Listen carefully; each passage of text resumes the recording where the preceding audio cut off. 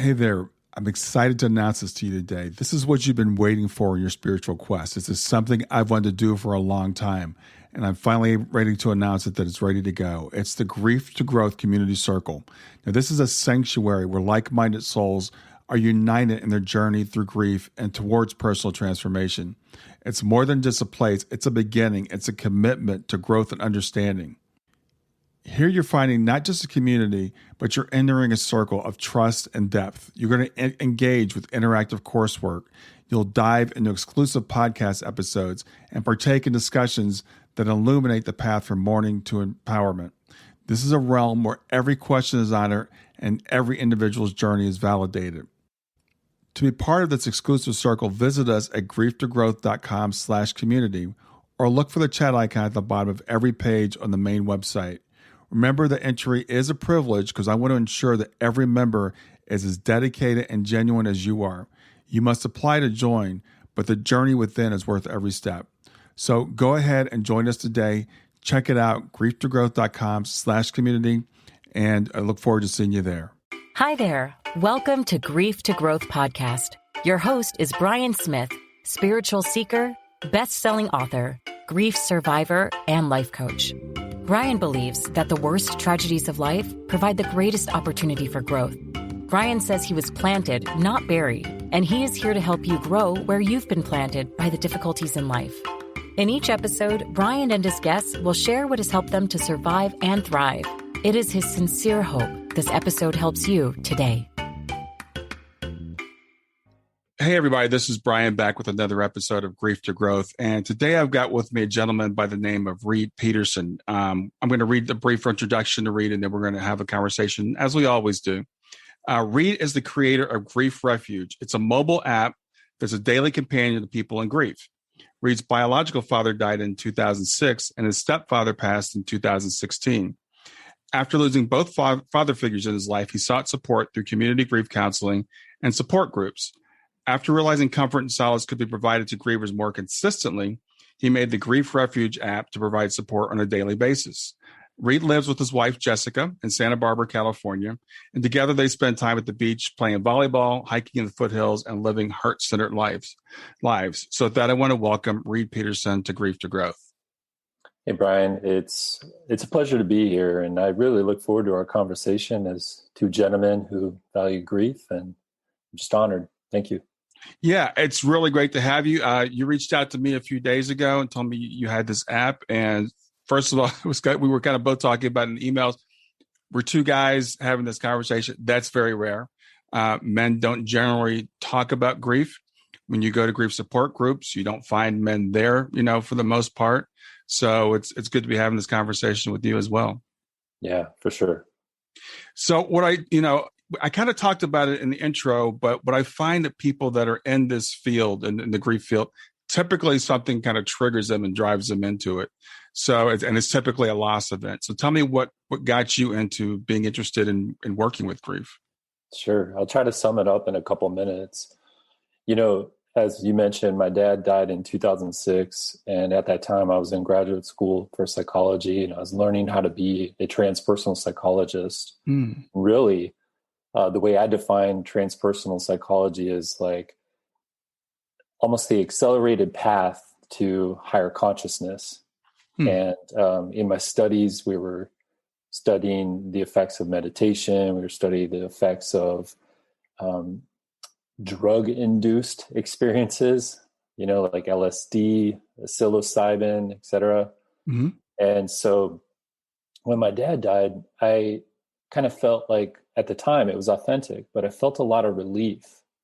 And the reason being was because my dad was an alcoholic. My dad did struggle with post-traumatic stress. He was in the Vietnam War. And he had a lot of, I think the term used in our culture is a lot of inner demons. And he really struggled with that. And so when he died, I had this concept of he's no longer suffering. And so, when living on my life accordingly and, processed grief, some of losing my dad, but just kind of, focused on my career path, so to speak. But then when my stepfather, he got sick with cancer in 2008, and his journey was long and grueling. And he was also a veteran, but a very different story for his life experience. But the reason why I'm mentioning is the veteran is because he was a true soldier, and never giving up and never surrendering to the illness that did take his life in 2016. So when Warren, my stepfather, passed, I reflected on our relationship and realized, man, I had a very solid parental father figure in my life, and kind of took advantage of it, or not advantage. I took it for granted. He was always available to talk, but the way our dynamic played out was I kind of had to approach him. And so I reflected on that and thought, I just felt a lot of sorrow, because I was like, there's a lot of missed opportunities for us to have a very solid father-son relationship, even though he was my stepfather. And in reflecting upon that, I started to realize, wow, there's a lot of unresolved grief with my father. So I went on a journey grieving both my stepdad and my father 10 years later. And that led me to working with support groups in my local community, as well as some personal counseling. And then I started to realize, I'm starting to feel some kind of calling to provide help to others who perhaps, embark on their own grief journey, and started paying attention to how could I do that. And it led me to some pretty amazing training, actually, with the Center for Loss and Life Transition out of Fort Collins, Colorado, and learned how to, what Ellen Wolfelt calls it, companion, and found this model, and have started supporting people just by staying soft, keeping my eyes soft, my ears open, my heart open, and my mouth closed, just really showing up to listen. And then was like, hey, why not embrace technology? When I mentioned career path, I learned how to utilize technology to help people learn certain aspects.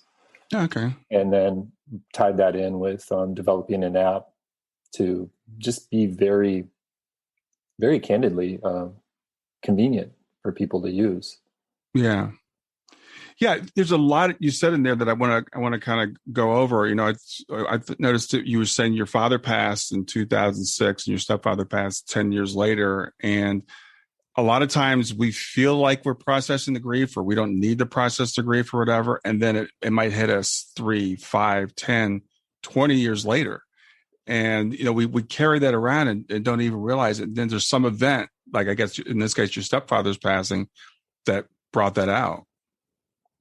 Yeah, that's exactly what happened. And at the time of our recording right now, it's 15 years since my dad died. And I'm recognizing, wow, there's still a lot there. It's actually kind of fresh right now, because I kind of came to an epiphany that I've never publicly said this before, but my dad actually took his life. The circumstances of it were kind of unique, because on his death certificate, he died by accident. But I was like, wow, he actually was the one who did it. He was in his house all alone. What had happened was it was alcohol induced, and he was drunk at the time. And my dad struggled with flashbacks from the Vietnam War. Okay. And my assumption is that he was experiencing a flashback, and he ended up bull charging a wall in his house. So he hit the top of his head on the wall, and it ended up severing his cervical spine. Wow. So he ended up dying from a subdural hematoma. But, on his, like I said, on his death certificate, it says that's the cause of death. But when I look at it, I'm like, that's pretty much suicide. And so that, to me, is fresh. I've really been thinking about that lately, and truthfully, it brings up a lot of emotion for me, even though it's 15 years later. Sure. Sure. It's so complex. I was on, I had someone on my podcast whose mother was a drug addict and alcoholic, and she had passed. So then you have, like you said, that feeling of relief, which can then bring about feelings of guilt because now you're guilty that you're relieved.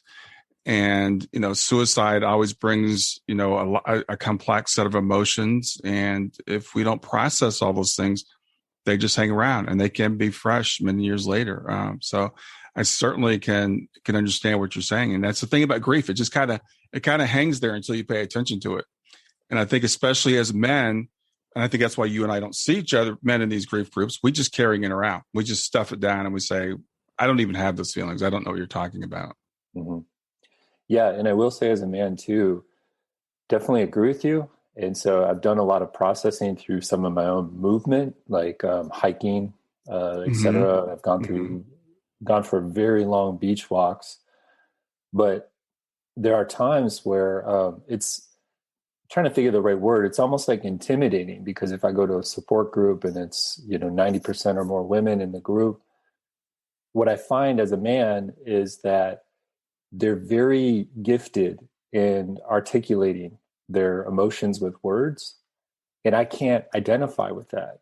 Right. So it takes me longer and, I may stutter, I may pause and then get slightly self-conscious because I'm not able to hang with the women in the group who are so easily articulating what they're feeling. Yeah. Yeah, that's an excellent point. And I've noticed that, a lot of times women, as we're trying to figure out where their feelings are, and we're processing them in our head and trying to get them out, they're past us. They're just gone. So yeah, for a man going to these groups, it can be intimidating. For sure. Yeah. So it's definitely an assumption of why, maybe that's why a lot of men don't end up going, but I mean, there's so many other reasons too, but. Yeah, and it's I've thought about biology versus socialization, and I think it's a matter of socialization. I think it's the way men are taught to be. It's not. I don't think it's some men will say, "Well, that's just the way we are." I don't believe that. I think it's the way we're taught to be. We're not taught to express our feelings. My relationship with my father is really interesting because my parents were kind of like, if we feed you and we clothe you, then that's all you need, right? And I ended up in counseling when I was in my early 30s, late 30s, early 40s. My counselor's like, no, you need to be loved and be held and stuff like that. I'm like, no, I don't need that. Then I realized when I was like 40, yeah, I kind of do need that. Mm-hmm. Yeah, I've gone through a similar experience. I was grateful, when I was in school for psychology, my whole vision was to be a professor. Mm-hmm. And that didn't pan out. I had to choose different career paths. Mm-hmm. But I'm so grateful that I was in that program. This was in my later 20s because it did open me up to better understanding. I missed out on a lot of emotional and physical nurturing in my upbringing. Definitely with my father, but also with my mother at times because she was a nurse who worked overnights. So she just wasn't physically available. She was, putting food on the table.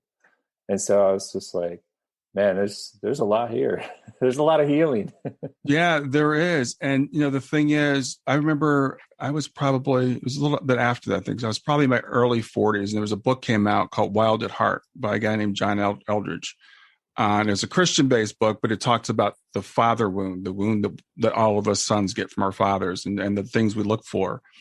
And again, a lot of times as men, we're not even told you're allowed to want these things or these things are available to you. So we just assume that they're not. We don't even know what we need. So when you say there's a lot, there is. And most of us don't start processing that till we're 30, 40, 60 years old. Very true. So, so you said you took this grief training and you've been working with people. When did you decide to turn to technology to help people, and why did you make that decision?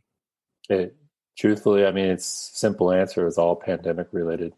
When I started doing my trainings, I was learning a companioning model, and so naturally, one can show up to provide one-to-one support, having learned those type of skill sets.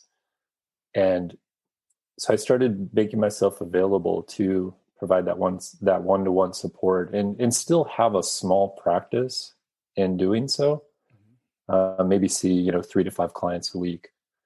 But I had this vision, Brian, to have a grief retreat center, a physical location. I was thinking somewhere up in the Pacific Northwest in the United States where there's a lot of wood and there's a lot of water and a lot of people can just come and have their own personal break from, normal everyday stresses so that they could just take refuge in their grief. And then the pandemic came and I was like, you know what? This idea or this dream, it may have to be more of a longer term vision. And so I said, what can I do now? And I looked I just kind of looked at the skill sets I had. And I've been making like online learning programs for 10 years. And so I was like, why don't I just meet people where they're at? And that was on their phones because phones are so convenient now. And so I said, all right, let's play with the technology. Let's see what can be created to help people on a more consistent basis through mobile technology. So that's really interesting. So it was pandemic. So were you seeing clients, or are you seeing clients face to face, or are you seeing clients remotely, or how do you normally see people? Yeah, video conferencing. Okay, virtually. Yeah, I was going to ask you if it had anything to do with the fact that you wanted to reach more men, because I think a lot of times, again, we talked times men are intimidated by group settings and maybe even expressing their emotions in front of someone else. So I was wondering if you might think there might be a better market for that for men, that they could do this in the privacy of their own home. Maybe. Truthfully, I haven't really consciously thought about it. I put out that intention, it's kind of a metaphysical concept of just like, set the intention and the right people will show up. Right. And I don't mean like right in the sense of right or wrong, but just more of like, who's a good fit for you. Right. And, they'll find you. And so I didn't necessarily think like perhaps it would be a specific gender focus. I just said, the right people who need this type of environment or this type of holding space. It might be just a consequence or unintended consequence or side effect, I guess. I'm just curious about that because as I've talked to the few men I've talked to in this field, and even I really look at the afterlife a lot, and I'll ask you about your thoughts about that later. But it's mostly women. I go to a conference, it's 85-90% women, and usually the men that are there have been dragged by their wives. They're the draggee, as we call it. They're the circus. Yeah, I guess I have to go support her in this crazy stuff. And I've thought myself, how do I reach more men? I have very few male clients, and the ones that I have, their wives have been the ones that have signed them up. I just met one this weekend, and his wife's like, "Yeah, I want him to meet with you." So yeah, it'd be interesting to see if that does pan out that way. And men, I know myself, I love technology. So when I saw your app, I was like really, excited about it. Oh, thanks. This is kind of a segue. I just want to ask you, I'm just curious, what are your thoughts about spirituality or is there any afterlife thoughts in your mind or? All the time. Yeah. Okay. I'll start with a short story of, when I got the news that my dad died. I was in the backyard of the house where I was living at in grad school. And my dad and I grew up in Minneapolis, Minnesota, and most of my family lived in the area at the time. And I was out in California in graduate school. So there's a big physical distance. And I got a voicemail from my brother. He left me the message that dad had died. And initially there was just like these volts of shock. And I'm like pacing back and forth in the backyard, looking up at the sky. And I was just couldn't believe that he died. But quickly I kind of, I didn't know what to do. And so ironically, I was in a class that weekend because I got the phone call on Sunday morning. And I was in this weekend elective course, and it was, it's called the Psychology of Men. I think the Psychology of Men's Spirituality, it might have been. And so I was like, wow, what an irony that my dad dies while I'm in this course. Mm. But I lived close enough to school where I would walk. And so I had about a 40-minute walk to school. And I was thinking along the way, I said, Dad, I know your transition has been really quick, but just let me know you're okay. If you can, show up in the form of a crow sometimes. Mm. So this may sound silly, but for quite a few years when he died, when I would be outside and there'd be crows on the branches wherever they were or up on the telephone wire, and they'd just be making their presence known. Sometimes crows can be so loud. Yeah. I'd look up and just be like, "Hey, Dad," and I'd be connecting in whatever way I could. So that's the story that kind of gets me into the afterlife concept. But I don't necessarily. I haven't done a lot of study, Brian, as far as like other dimensions. Haven't really taken my knowledge that far, but I am of the belief that we have many different lives. I personally believe that I don't, if I come back in human form in the future, I probably won't remember past lives. Mm-hmm. And in the life I'm currently living now, I don't have any past life memories mm-hmm. that I can resolve. But I do hold the belief that we're probably given many opportunities. Our souls are given many opportunities to have learning experiences. Can't necessarily explain why, but I just believe it. It's just kind of this gut feeling.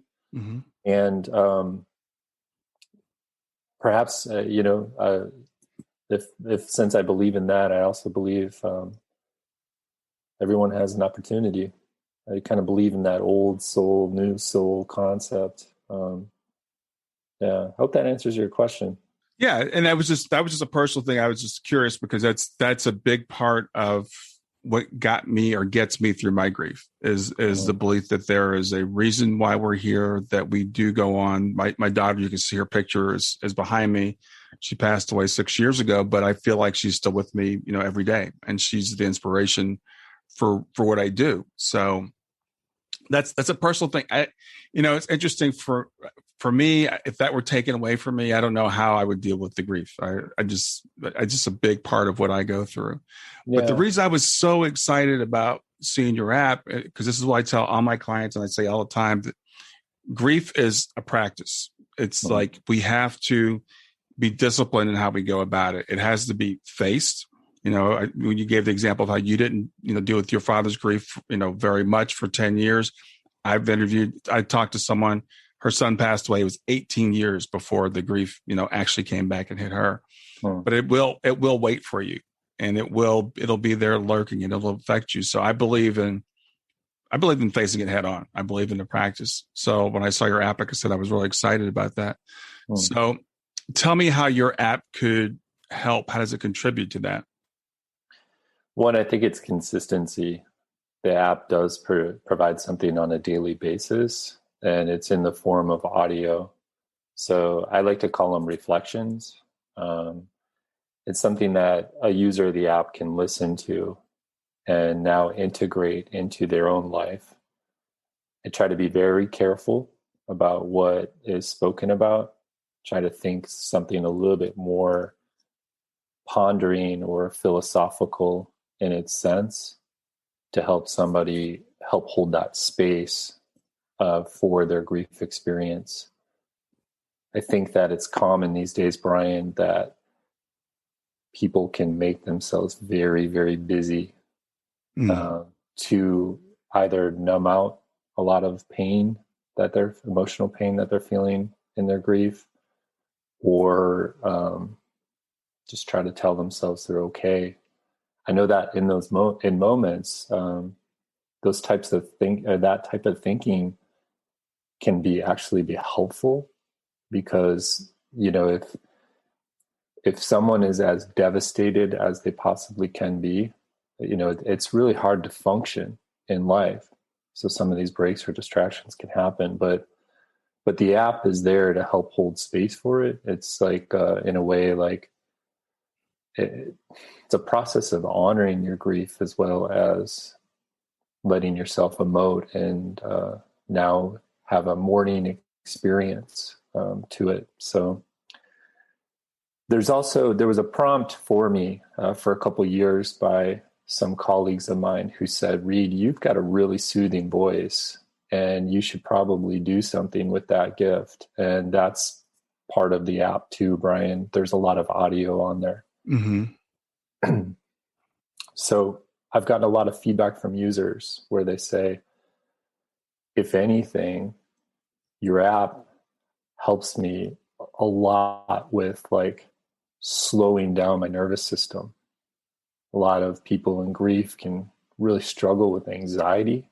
Mm-hmm. That wasn't necessarily, a priority when I made the app of like, let's help people in grief be less anxious. But what I found is, as I get more feedback, is like that's one of the benefits that people are getting from using the app. Yeah, that sounds great. I use an app and I've been using it for off and on. Well, I've been using it consistently now for about 6 years, but before that a little bit. But it's called Insight Timer for meditation. Great app. And I find that's been because I like that because I have a streak I'm going. How many days in a row can I meditate? And it shows me how many minutes I've meditated. And so I like something like that. I have a thing I call this Muse. It's like a biofeedback thing, and I love that kind of stuff. And so when I saw your app, I thought, what a great way to make sure I honor my grief, on a daily basis. So let's talk about the different components that are in the app, because I did download it and I have looked at it a little bit. So what are the different components that are there? Sure. First and most important one is what I call the daily refuge, and that's the audio musings. Those come out every day. They're actually relatively short. They're around 5 minutes long, intentionally, because I don't really want to put somebody through a wallowing in their experience. I want to help them, like you said, honor it. Mm-hmm.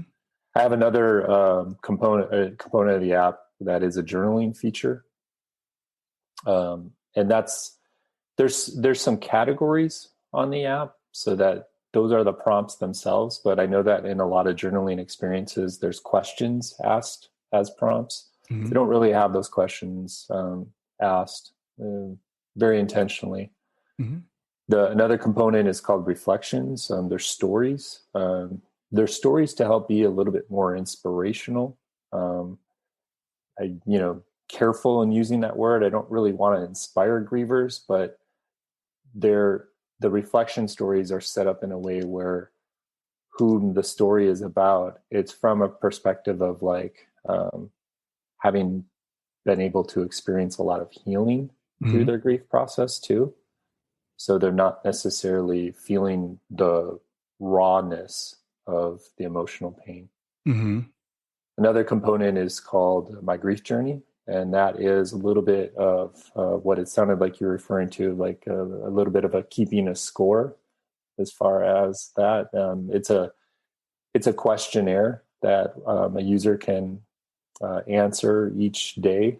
It provides a little scorecard for them to help track progress if progress is what they want to track. Mm-hmm.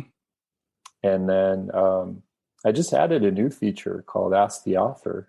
And so I'm finding authors of grief-related books and trying to get into their story a little bit more as to what motivated them to help write the book that they wrote and understand a little bit more about their process of writing the book too.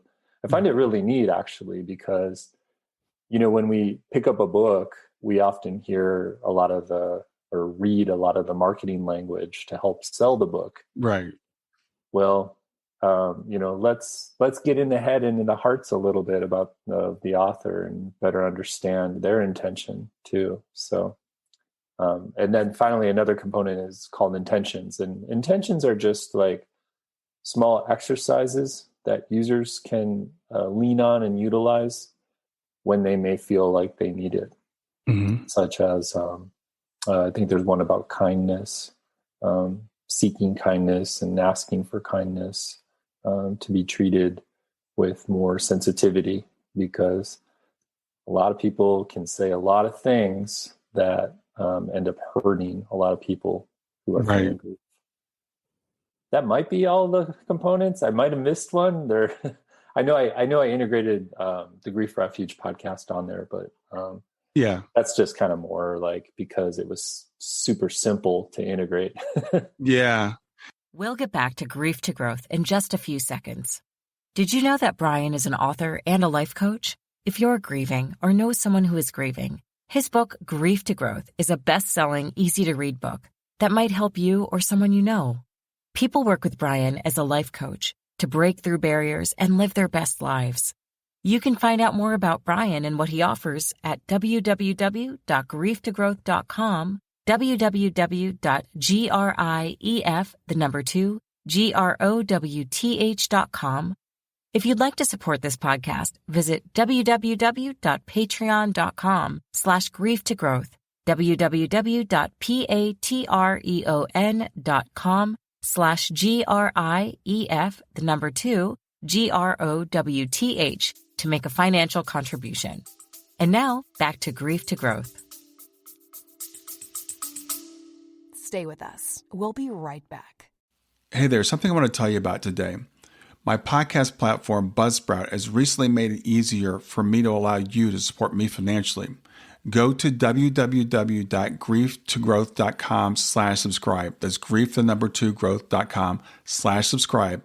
And once you're there, you can sign up to support me financially. Now, you can do it for as little as $3 a month, or of course, as much as you'd like. If you do that, you'll get access to bonus episodes, and you'll see those in the regular feed. They'll have a lock on them. But when you become a subscriber, you'll actually get access to your own private feed, and you'll be able to listen to the regular podcast along with the bonus podcast for the subscribers. I want to thank you for listening. I want to thank you for sharing the podcast. And I want to thank those of you who support me financially. Have a great day, and on to the episode. So how did you, you said you've been doing online learning or learning how to teach people online. And I can tell, again, I downloaded the app like a couple of days ago. I haven't really had a chance to dig into it, but it's really well done. It's really, nice. It's beautiful. It's laid out really well. And it's got the components I would think I would need, the day after Shayna passed away, something told me to start a blog. So I started an online journal. So I was like, and it's still out there. It's still public if people want to read it. And I would just write whatever I felt like writing that day. And I would categorize it by, inspirational or a milestone or just what happened to me that day, or maybe dreams I had. So I like the way you've got this set up now. I can go in with it and I can journal. I can choose the category. How am I feeling today? I'm feeling sad. So let me put this in the sad category. I'm feeling angry or frustrated, or whatever the emotion is I'm feeling. And I like I said, I downloaded my phone. I got a notification this morning that some new content was available. I love that prompt, because I think we kind of need that. 5-minute audio, I think is perfect, because people are not going to dedicate a lot more time to it than that. So for what I've seen of it, for what you've described, I think it can be very helpful to someone, even as a supplement to counseling. You're in counseling, you're seeing someone once a week or once a month or whatever. You can do this, in between.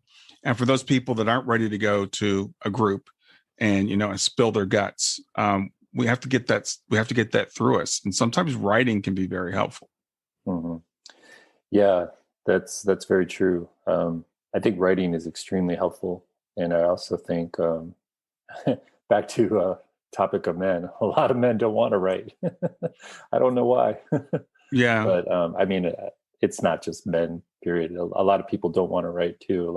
I've gotten a lot of response from, I did do market research, Brian, before putting the app together. And one of the things that stood out for me was like a lot of people who I surveyed, they did say they would rather listen to something than to write it. And I think it might have to do with energy levels, perhaps. Mm-hmm. It's just, it can be really exhausting to grieve, and it can be really exhausting to write your grief. And so I think a lot of people can feel some soothing and some comfort in listening to something shared to them.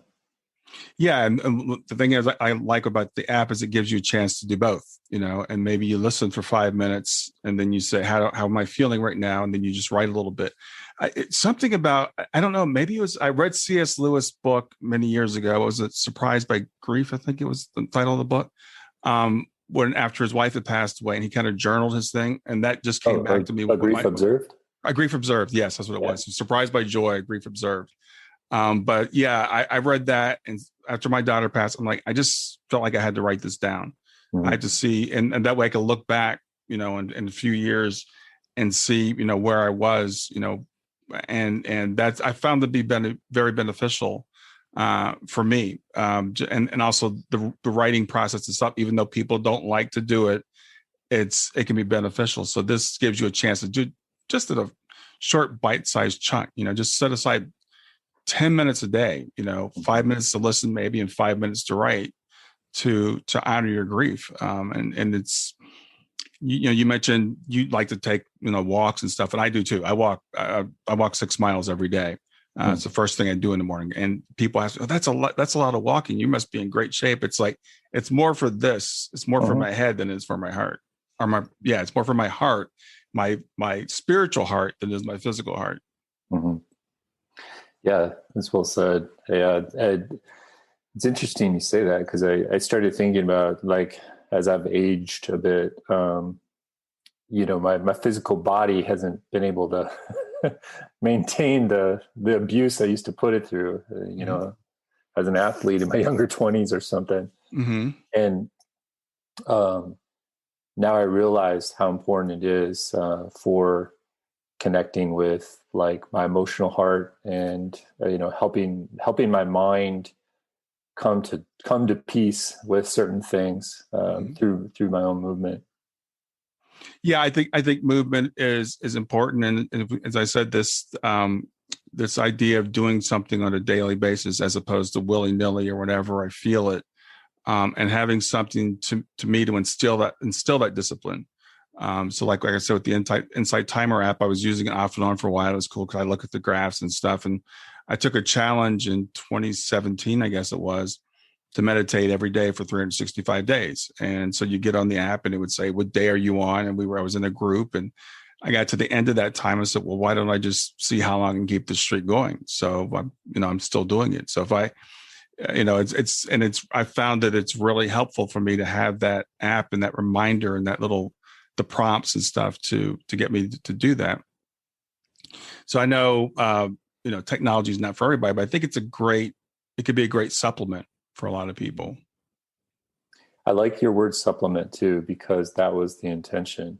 I don't want to take anyone away from group support or counseling, because when your story is witnessed, it's very helpful. Yeah. I just can't think of a better word. It just really helps to have people to be able to witness you sharing your story, and also to hear other people's stories and to have that connection. Even though that's more common now virtually, there's still so much value in it. But when I was having my experience in getting support through my grief, I had this kind of like, I always have this question, like, let's say Monday, our group would meet, and Tuesday, I'd wake up feeling a certain way. I would, have a little win through my grief. And I would sit there and I'd think, well, what now? Because this is going to be another 6 days until my group meets again. Right. And so I'm like, okay.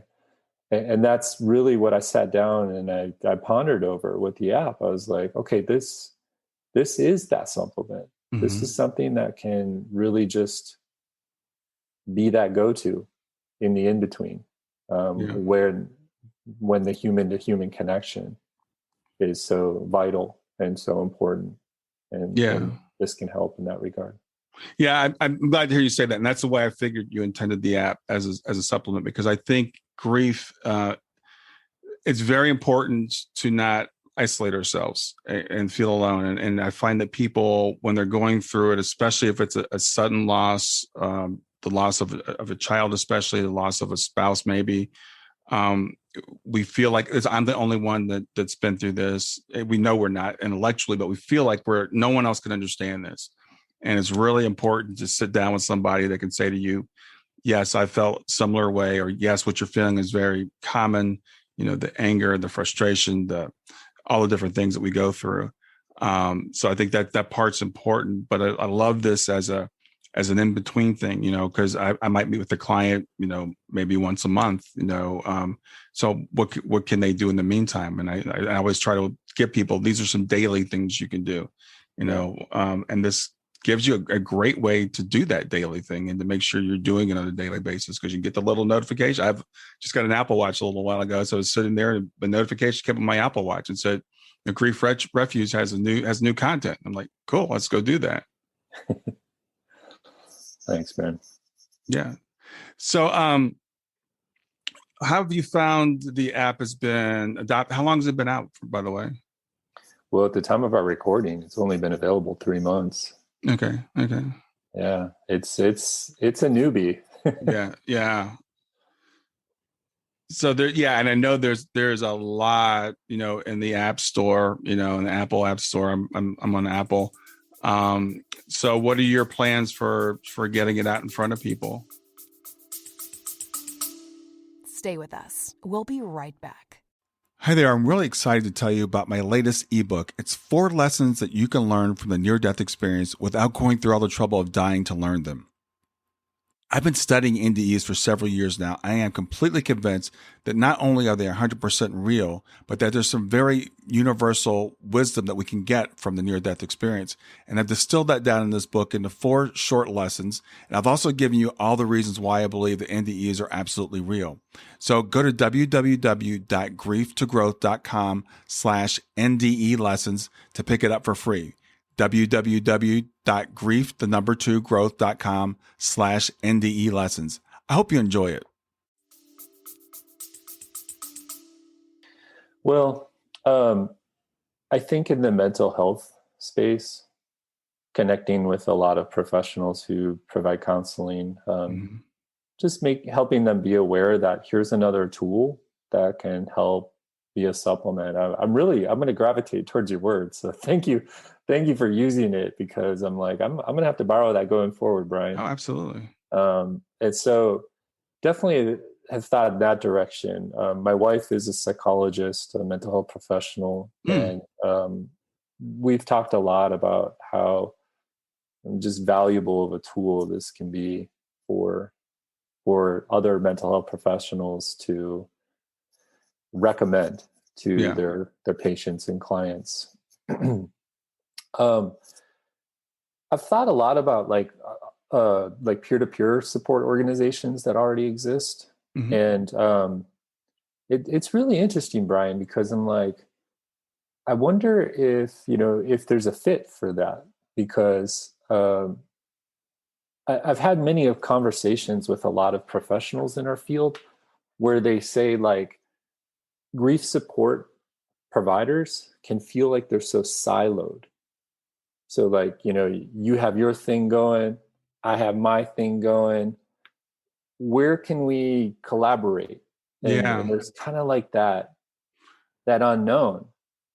And so I'm like, I'm still exploring that option or that opportunity. Yeah, it's interesting you say that, because I've noticed a little bit of that too. It's almost like there's competition between some of the peer-to-peer groups, and I'm like, we're all here trying to help people. So I don't frankly understand that. I work with an organization called Helping Parents Heal, and I've been working with them for about 5 years, I guess now. I'm actually on the board of Helping Parents Heal, and we're 17,000 members, I think, now internationally. So we, and I'll definitely be talking to people in our group about it. And I'll recommend it to my clients, because first of all, it shouldn't be competition. Secondly, any tool that can be out there that can help people, and everybody's going to have to pick what what's right for them. For some people, they're going to, I hate technology. I don't want that kind of stuff. And other people are going to say, yeah, this is great. I want that daily reminder. I want a notification when there's new content. I want to set aside a time, and now I've got something to do. I've got a thing to do. And I remember talking to someone on my program, and she was a kind of a life coach person. She was giving people ways to change, and she was giving them exercise. And she literally said, "I don't want you to do this for more than 3 minutes a day." And people said, "What? I want to do more." She said, "No, I don't want you to do it for more than 3 minutes a day because you're going to quit. So, I want you to start with something that you can stick with." And I like I said, I like this. This is in bite-sized, doable chunks that everybody can do. Yeah, I just finished reading a book called Honoring Grief. It's written by Alexandra Kennedy, and I think it's a few years old now. But what I found really interesting about that book is there's a part in the book about creating a sanctuary for your grief. But what really stood out for me in that is that she recommended, similar to exactly what you said, the bite-sized pieces, where if you have a physical sanctuary that you show up to, and if you're going to commit to going to it every day to be in your grief space, set a time limit. Set a time limit for a short amount of time, because what really helps with the healing and the transformation of a grief process is the intensity and the durability of the experience, and not the duration itself. Yeah. And I really thought about that for a long time, Brian. And I thought, I think I agree with that. And intuitively, that's, that was, an undertone for the development of the Grief Refuge app. Yeah. Well, I know we're here to talk about the Grief Refuge app, but I want to talk about the other things that you do. So tell me about the other things that you're doing.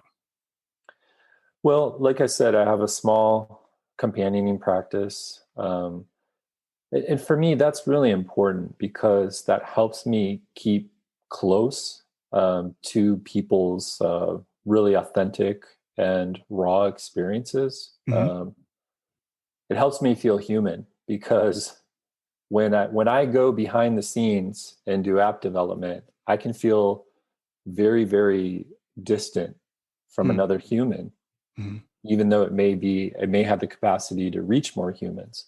So I'm like, grief and grief support itself is, it's too important to get distant from people. You have to stay close. Yeah. And so I intentionally have a practice and find a lot of value out of that, truthfully, because in the companioning role, I hold a belief that there's really no cure or there's no fix. There's really just support and empathy and compassion. And so I find myself, I'm not the type of crier where tears will flow down, really easily. My eyes kind of more well up. But man, I love having those soul to soul talks with the clients that I serve, and feeling the emotion, whether it's theirs or it's my own, and just empathizing. That is just, it's a beautiful experience, although it's hard. I can think of one client in particular who's probably going to find this podcast and he's going to know this is him, where he's like, Reid, why do you do the work you do? He dances around his grief. And then, we get into those moments where he connects with his emotional experience. And then he'll try to distract himself again and be like, Reid, why do you do the work you do? How do you do this? And I just say, I really feel like it's a purpose of mine. I really feel like it's something I understand. It ties in with my personal values about kindness, compassion, and care. And so that companioning practice for me is very important. What else do I do, Brian? What else am I doing?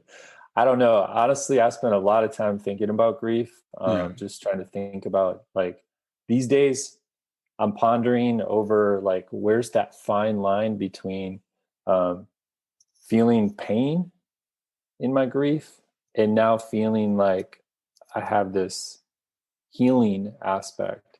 So like, is there a catalyst in this journey or in this process? Right. And it's probably, as we know, it's unique for everyone. But I'm like, I don't really see or hear it talked about in the literature written about grief. And I kind of understand why, because when I make content for the app, I can ponder it, but I can't really talk about it as like, here's the path, because the path is personal. The path Right. is experiential for everyone. You're asking me at the time where the Olympics are on. Truthfully, Brian, I'm taking a lot of breaks and watching a lot of Olympic competition. I'm just super appreciating that the Olympics are happening. I know that COVID cases are going up in Tokyo, and that's scary. So I know that a lot of athletes from a lot of countries are putting themselves at risk to compete. But I also am like, there's a part of me that feels joy because they are pursuing their dreams.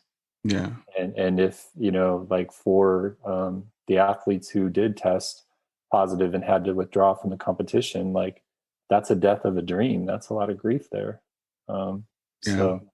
Yeah, there are lots of forms of grief. And yeah, we're recording this on July 28th, 2021. So we were right in the middle of the Olympics. And I'm the same way as you. I love the Olympics. I've loved them since I was a kid. And I appreciate them so much more this year, as much as I love them anyway, than ever. And I'm taking breaks and watching the Olympics also. And it's something that even while we're going through our grief journey, we've got to take these other things. You touched upon something earlier about like, I don't have a cure for grief. And I work with someone, and it was really interesting because she's a grief expert. I'm a grief expert because I've been through it. She's a grief expert because she studied it and has a PhD and all that stuff. Mm-hmm. And the thing is, grief is not an illness. It's not something, because people will ask me, will I ever get over it? Will I ever recover? This is not an illness. It's a journey. And it can actually be an opportunity, as weird as that sounds to people that haven't gone through it, but it's a real opportunity for growth and for transformation.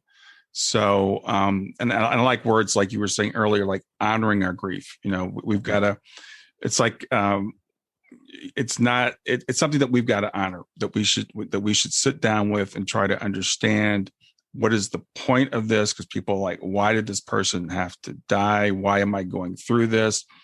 And did you say those are answers we can't give the answer to, or questions we can't give the answers to because they're individual? But pondering those questions, even if you don't get answers, there's a lot of opportunity in that. There's a lot of growth in that. Why am I here? What's the purpose of my life? And this resets us. We start thinking about that. When my daughter passed, I would not be doing this if my daughter hadn't passed away. Mm-hmm.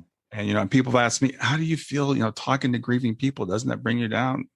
It energizes me. I feel great when I talk to somebody and they come in and their eyes are down and they're crying and they can barely say their child's name. I work with a lot of parents. Mm-hmm. And then, I start talking to them and I ask them about their kid, and they start talking about their kid and they just start lighting up about how proud they are of their child and stuff like that. And then we talk about the purpose. And by the end of the session, a lot of times they're like, I feel so much better. And I'm like, so do I. I love what you do, and I actually love your grief to growth like business concept, because when I first started paying attention to my trainings in grief, I didn't have a fit for transformation. I thought, wow, transformation is not an excuse, but a bypass. Right. Exactly. Yeah, I understand that.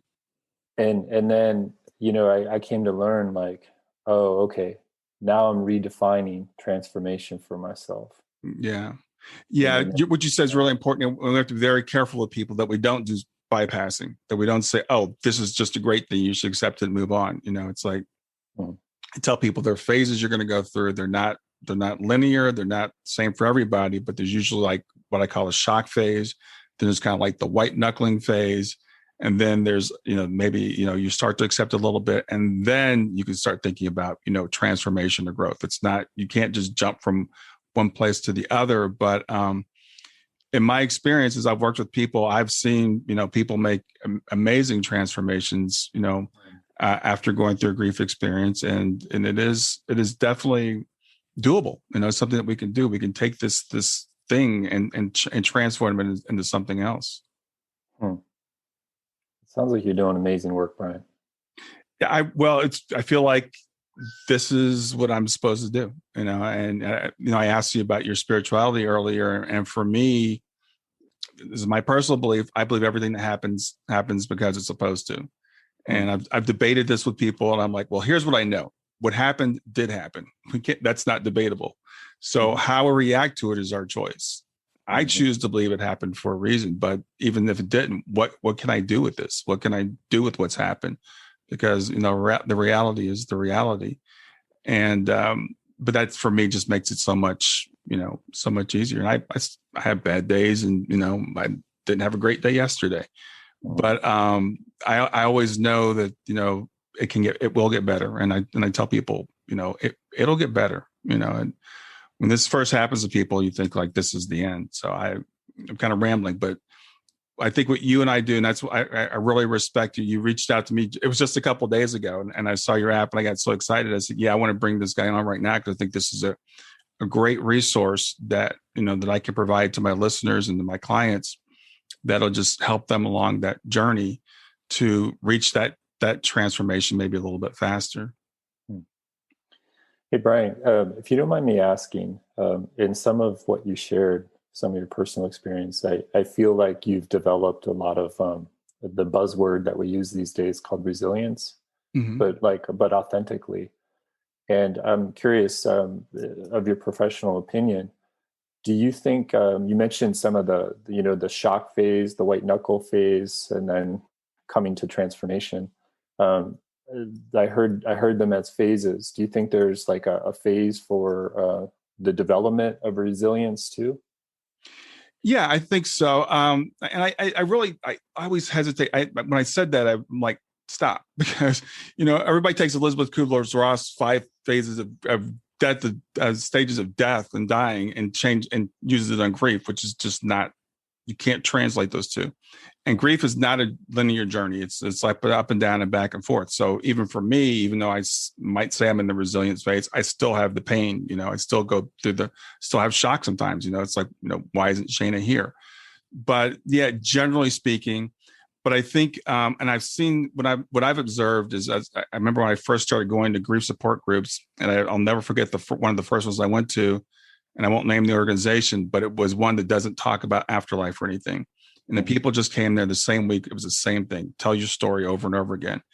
And this woman had been there for like 10 years. Her daughter passed away like 10 years ago. She was still as angry, shocked, depressed, everything as she was the day her daughter passed. And she was just holding on to that. And this was at the time where I didn't even think it was possible for me to transform. But I was like, I do not want to be like that in 10 years. I knew what I didn't want to do. And then I discovered Helping Parents Heal, which is all based on transformation, which is, you tell from the title, Helping Parents Heal. And our thing is, I don't remember the exact motto, I should, but we help people go from bereaved parents, which we hate that term, to what we call shining light parents, which means that our children are shining lights because they have passed in the spirit, but we're also trying to become shining lights. And so what I try to do for people is try to model that. And then, and a lot of people that come to me, actually, they want to jump into helping other phase right away. I'm like, let's just slow down on that. Let's heal yourself first. But then you can start helping other people. And that to me is like the final phase, is when we start, once we've learned something, we pass it on to somebody else. Thanks. I appreciate that.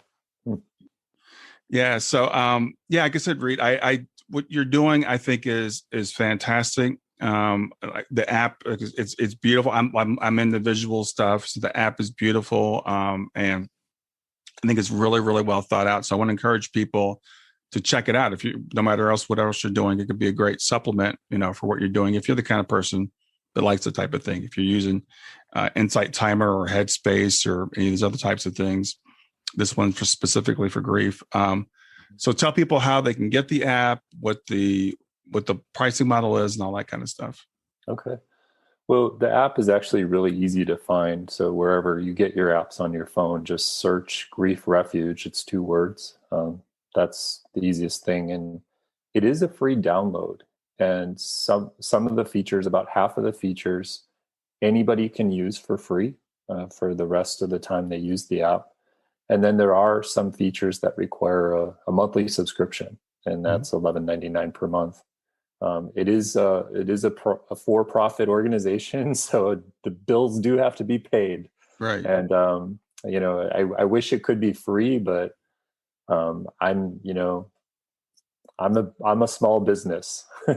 So I perfectly understand. And it was funny. I was telling my wife, because I downloaded the app, and I'm like, we've gotten so used to things, or we kind of on the internet, we want things to be free. But on the other hand, I know a little bit about technology. I've looked into developing apps. I know it costs a lot of money to develop an app. Most people don't realize how much money Apple takes from you if it's in the App Store. So you might look at that and say, that's a lot of money. It's like, Apple's taking a third of that. So, and you do, you're a business, and you've got to be able to produce it. And I know it takes a lot to produce that, the daily content, that takes a while. We were talking earlier about the things that we both do. Producing content is work. It's a lot of work. Yeah. Well, Reid, it's really great. Let me just say it's also meaningful. Yeah, it is. It is. And things can be both. I enjoy what I do. I enjoy, we were talking about the podcast earlier. I know you produce a podcast, so you know what that's like. And, again, people that don't do that, try it. You'll figure out it takes a little bit. So people can reach you at, what's the best place to reach you? Is it Grief Refuge? Yeah, the website's griefrefuge.com, and my information is on there. Okay. Well, again, Reid Peterson, the website is griefrefuge.com. I'll put links in the show notes. Reid, thanks for being here today. Thanks for doing what you do. And I wish you success with everything you're doing and with the app. Hey, Brian, I just want to thank you. I've learned a lot from you today. Thanks for this opportunity. Well, I appreciate that. All right. Have a great day. You too. Thanks for listening to Grief to Growth. Brian hopes that you find this episode helpful and will come back for future episodes. Brian's best-selling book, Grief to Growth, Planted Not Buried, is a great resource for anyone who is coping with grief or knows someone who is. If you enjoy the podcast and would like to support it, there are 3 things you can do to help. The first is to share the podcast with someone that you think it will help. The second is to go to iTunes, rate, and review the episode. The third way you can support the podcast is by becoming a patron. Head over to www.patreon.com/grief2growth. That's patreon.com/grief, the number 2, growth, and sign up to make a small monthly donation. Patrons get access to exclusive bonus content and knowledge that you are helping to spread the message of grief to growth. For more about Brian and Grief to Growth, visit www.grief2growth.com. Hi there. I hope you enjoyed this latest episode of the podcast, and I'd love to hear your thoughts. What questions came up for you? What did you like about it? What didn't you like about it? I invite you to visit us at grieftogrowth.circle.so. That's grief, the number 2, growth.circle.so, to continue the conversation with me and with other listeners. It's a space to sound off, to share reactions, and to go deeper into the topics from the show. I look forward to chatting more, and I hope to see you there.